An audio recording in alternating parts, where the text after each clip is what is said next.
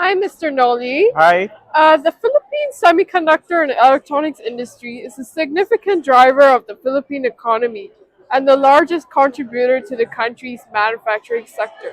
With this in mind, how do you foresee the face of electronics manufacturing changing and evolving in the Philippines market? Well, the Philippines is composed and driven by a group of companies that's actually here in the Philippines, and you see the um, industry for semiconductor is mostly big companies, MNCs like Texas Instruments, Analog Devices, ST Micros, and these companies are the driver of those end product manufacturer like Apple or some automotive components, which is actually driving the industry and also for consumer products. So the reason the electronic semiconductor is still growing in the Philippines, even though through the pandemic, is that we have engineers and labor reinforcement that actually drive the industry, even though on the side of the pandemic.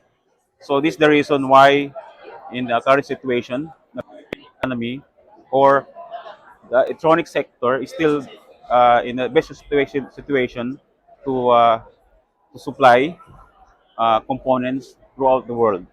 Okay, so in our case, as a electronic and semiconductor supplier, uh, we are actually still continuing to pursue our goal to support these industries because we are working hand in hand to them. All right. So if we can give them the best support equipment, then therefore they can be the achiever on what they are on any product that they are going to build here in the Philippines. So generally, uh, Filipino engineers, managers, operators, all that, they are the backbone of the industry. That's why, even though in this current situation, again, I will mention, we are still thriving and performing well.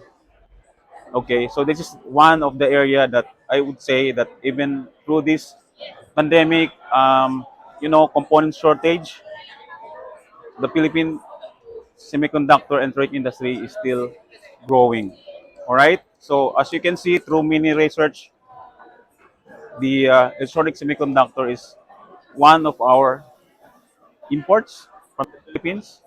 All right. So I think with this endeavor, the industry will still succeed and create more jobs to the Filipinos and create more new products to supply to the world. Thank you. What would you say are the strengths of your company? Well, okay. As a country manager of Centiforce Instruments, all right. So my goal is to drive my staff to excellence.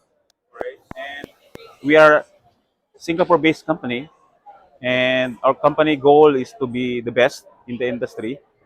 So basically, if you ask me what is our strength, is obviously our manpower, our staff, our management, from the boss to our finance to our marketing to our managers throughout engineers. So this is our backbone. So as long as we are doing our best, we are well-rounded engineers, service-oriented engineers and managers, we can we can actually achieve what we want, and that is one of our strengths. All right. So Centiforce is not big company. We are actually uh, small enterprise, I would say. Okay, distributing products from different manufacturers from USA, from Germany, from Italy. All right. So as long as we continue giving them their expectation to support their and provide the utmost services and to the customer and to the end user that we supplied our equipments, then it will still our strength. Thank you. Thank you, Mr. Yep. Noli.